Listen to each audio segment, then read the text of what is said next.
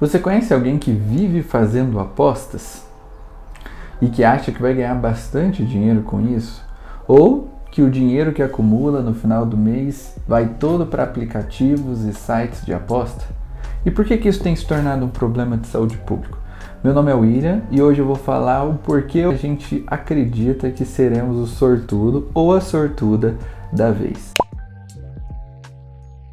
Há muito tempo já se criaram legislações sobre o comportamento de apostar na nossa sociedade. Restrições e o que é permitido sobre apostas no nosso contexto nacional. Só que sempre vem maneiras escondidas ou até mesmo ilegais de apostas que nos vendem uma expectativa de como ficar rico ou a nossa única chance de ficar rico. Atualmente ficou bem famoso, bem popular aplicativos de apostas, os famosos bets da vida, que significa apostas. E então a gente tem se impressionado ou nos iludido um pouco sobre alguma chance que a gente tem de ganhar bastante dinheiro. Primeiro a gente tem que saber que apostas não é algo tão atual quanto pareça. Já tem registros de apostas lá no século XVIII em algumas competições esportivas que tinham no continente europeu. Bom, e aposta é uma mecânica de jogo, é uma ideia de competição. Eu acho que vai acontecer isso, você acha que vai acontecer aquilo. Logo, estamos competindo para ver quem está certo. E nada mais reforçado na nossa sociedade do que competição. Quer ver um exemplo? Quando você é criança, você já começa a brincar com seus amigos. Vamos ver quem chega primeiro? Quem que você acha que vai chegar primeiro? Quem que vai chegar depois? Já é um tipo de competição. Depois a gente vai para a escola e o nosso contexto é criar competição no mercado de trabalho. Olha, você vai disputar com seus colegas, aqui todo mundo vai disputar lugar no mercado de trabalho. É um tipo de competição. Depois vem o marketing, porque vemos aí um monte de divulgação de conteúdo que fala que tem ganhadores na Mega Sena, em outros sorteios, e aí alimenta mais nossa expectativa que de um dia já vai chegar a nossa vez, E agora, para somar isso tudo, vários aplicativos infestando nas nossas redes sociais, alimentando mais essa expectativa de que uma hora você vai ser o sortudo ou a sortuda. É só clicar aqui embaixo, preencher o cadastro, por apenas alguns centavos você tem chance de ganhar tudo isso e tudo aquilo. Para entender por que algumas pessoas acreditam fielmente em algo tão improvável, a gente tem que entender um pouquinho o sistema de recompensas do nosso cérebro. Bom, e nada melhor do que a psicologia para explicar um pouquinho esse fenômeno. Ou cassinos. Cassinos também explicam muito bem. Por que cassinos? Cassinos sabem a mecânica de te fazer ganhar na hora certa e te perder na hora oportuna. Bom, o que isso acontece? Lá os cassinos colocam vários jogos de sorte, ou azar, dependendo se você preferir chamar assim. E esses jogos têm uma certa mecânica que te faz acreditar que a algum momento você vai ser o sortudo. Por exemplo, caça-níqueis, que são aquelas famosas máquinas de cassinos. Vocês já devem ter ouvido falar, mas é uma máquina que você gira uma roleta e aí tem uma sequência de 3 números ali. Se você acertar os 3 sequenciais, por sorte, você acaba ganhando bastante dinheiro, E é aqui que surge a primeira variável importante do porquê a gente acredita tanto. Se a gente pensa, se ao acaso a gente ganha, dependendo da nossa sorte, se eu continuar jogando, a algum momento eu vou ser recompensado. E sermos recompensados tem uma satisfação muito grande pra gente. Acrescentar algum tipo de recompensa pra gente no nosso dia a dia, biologicamente, tem um ganho muito grande, muito satisfatório, muito prazeroso.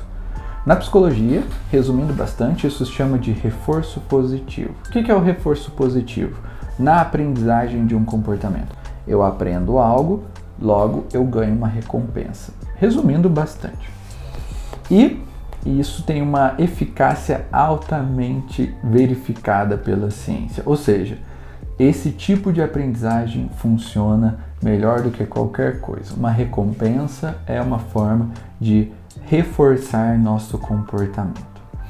Por exemplo, quando você fez toda a sua tarefa, seu trabalho, suas atividades, e aí você vai lá no aplicativo de delivery, pede uma comida bem gordurosa, bem açucarada, e aquilo é uma satisfação. Ou seja, eu fiz o que eu tinha que fazer, logo vem a recompensa. Isso, em resumo, é o reforço positivo. Mas existe outro esquema de reforçamento. É o esquema de reforço parcial em razão variável. Calma, não precisa sair do vídeo, eu vou explicar. O que essa palavra chata, horrorosa, assustadora tem a ver com o meu joguinho de final de mês? Bom, o que acontece? Se resume em: nem sempre que a gente emite um comportamento, ou nem sempre que eu faço uma tarefa, eu vou ser recompensado. Eu vou ser recompensado aleatoriamente.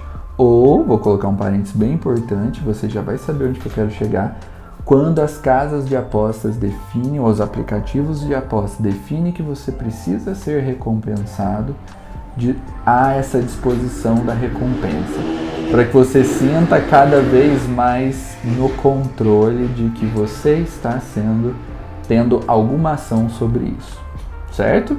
Por exemplo, você está lá no WhatsApp com a pessoa, né, seu contatinho, ou seu namorado, enfim, e aí você fala: oi, tá aí? Me responde. Aí você vai mandando: oi, tá aí? Me responde, fala comigo, alguma coisa assim. Você está emitindo um monte de resposta. E aí vai chegar algum momento que essa pessoa fala: oi, fala, agora que eu vi sua mensagem. Ou seja, seus comportamentos estão sendo emitidos em várias vezes, mas em algum momento ele vai ser reforçado. Claro, é uma analogia, mas é a mesma coisa que acontece em jogos de aposta. A gente vai ali tentando, uma hora, plim, recompensado. E aí dá aquela sensação de prazer, de satisfação, de eu sou sortudo. Paralelamente a isso, enquanto a gente está interagindo ali no nosso dia a dia com apostas, algo está acontecendo no nosso cérebro. Dopamina. O que é dopamina? Dopamina é um neurotransmissor que nos dá acesso ao sentimento de prazer, de recompensa. Bom, então quando eu jogo e crio a expectativa de que eu posso ganhar, já está havendo uma liberação de dopamina. Ou seja, pesquisas atuais mostram que o fato de você acreditar que você vai ganhar ou que possa acontecer algo que você espera, já há produção de dopamina. Ou seja, sabe aquele joguinho que você joga da Mega Sena ou de outros jogos? Claro, não fazendo nenhum tipo de juízo de valor aqui, mas já há um tipo de liberação de dopamina. Aquela esperança de, essa vez vou ganhar, ou quando você está ali acompanhando os resultados, já tem uma liberação de dopamina. E isso começa a se tornar um pouquinho problemático, né? Principalmente em aplicativos de aposta, quando você tem acesso à recompensa. Como a gente já aprendeu naquele esquema de reforçador, né, com aquele nome chato, a gente já tendo a expectativa de ganhar e algumas vezes aleatoriamente a gente ganhando, isso já tem uma liberação alta de dopamina. Bom, e você acha que é só isso que acontece? Não, tem muito mais coisa envolvida, né? Casas de apostas, aplicativos de apostas, tigrinho, seja lá qual for o nome dos bets que a gente utiliza por aí, sabem muito bem disso. Por isso, eles têm que disponibilizar algum tipo de recompensa. É por isso que em aplicativos a gente vê uma frequência maior de vitórias ou sortes no início e depois tende a se tornar mais espaçosas, porque está acontecendo aquele esquema de reforço aleatório. A recompensa vem no início, mas depois vai se tornando cada vez mais difícil. Quem já não ouviu algum amigo falando assim: não, dá certo, esses aplicativos de aposta dá certo, eu ganhei dinheiro com isso, ou sei lá, tem metodologias para controlar esse tipo de situação. Gente, a gente está falando de um jogo de sorte. Você vai contar com sorte e azar. Por mais que tenha metodologia, os aplicativos passam a ideia de controle, de que você está no controle. Até mesmo os caça-níqueis, quando eles te dão a opção de você rolar a roleta, é uma ideia de controle. Ali já está envolvendo sorte e até mesmo algumas máquinas que têm alguns algoritmos pré-determinados para sair o número que eles querem, tá? Então tomem um certo tipo de cuidado com isso, porque a tecnologia comportamental para dar a sensação de que você vai ganhar é altamente desenvolvida. E tem mais coisas por aí, né? Quando você entra nesses aplicativos, geralmente, ou até mesmo em casas de aposta, ou algum tipo de propaganda direcionando você a fazer algum tipo de aposta, há sempre um estímulo visual muito grande, um estímulo auditivo muito grande, barulhinhos de dinheiro, moeda caindo, um estímulo visual de dinheiro, ou se não, que tem acontecido bastante em redes sociais, são pessoas famosas, influencers, falando que já ganhou, já acumulou tanto dinheiro fazendo isso com apostas, o que faz a gente brincar entre realidade e fantasia, deixando mais complexo a gente diferenciar o que é real da nossa imaginação. Porque as pessoas, influencers, vão sempre descrever uma realidade fantasiosa e o que a gente realmente gostaria de ter, ou que eles acreditam que seria necessário pra gente, sobre ganância, ou dinheiro, ou querer ter muita coisa, um carro, uma casa, nada contra, claro, mas de uma maneira muito fácil. E aí a gente começa a estimular a nossa expectativa de que uma hora seremos os ganhadores. Depois que aconteceu isso tudo, a gente pode cair num looping, de acontecer tudo novamente. Ou seja, a gente começa a gerar um tipo de vício na prática, principalmente pela liberação de dopamina e também esses contextos que estimulam a gente a querer ganhar e despertar um olhar nosso de querer ter algo, né? Ter alguma coisa, ter mais dinheiro, aquele carro que está sendo mostrado, aquela casa que está sendo mostrada, aquela quantia em dinheiro que mudaria a nossa vida. E isso também gera aquele pensamento dopaminérgico de que eu vou conseguir, essa é a minha chance, essa é a minha vez. E aí se torna um problema de saúde pública. Por quê? Se isso começa a girar em looping, começa a virar um vício e a sociedade se torna viciada em aposta. Algumas pessoas tirando dinheiro do que acumulou, do que juntou, que poderia investir, colocando em sites de aposta ou sites de azar, né? E aí perdendo dinheiro, gerando um problema a médio e longo prazo. Ou seja, uma sociedade com uma economia um pouco precarizada, redistribuindo o seu dinheiro para lugares que não são tão interessantes a um nível macro, socialmente falando, certo? Isso sim pode se tornar um problema social. Ou seja, carecendo de políticas públicas, né? Eu acho que a ideia é a gente criar políticas de divulgação desse tipo de conteúdo, visto o impacto que isso pode gerar socialmente, né? Assim como fizeram com cigarro. E aqui eu vou abrir um parênteses, tá? Eu não estou dizendo nada quanto ao jogo. Se você gosta de jogar, você gosta, é prazeroso para você, se você se diverte, ok, faça, muito bem, tranquilo. Tem pessoas que apostam ali uma vez por mês em alguma coisa, ok, tudo bem, desde que não esteja gerando um vício, nem mesmo te gerando algum prejuízo para você, seja financeiro, seja social, né? Acho que acaba se tornando um problema maior.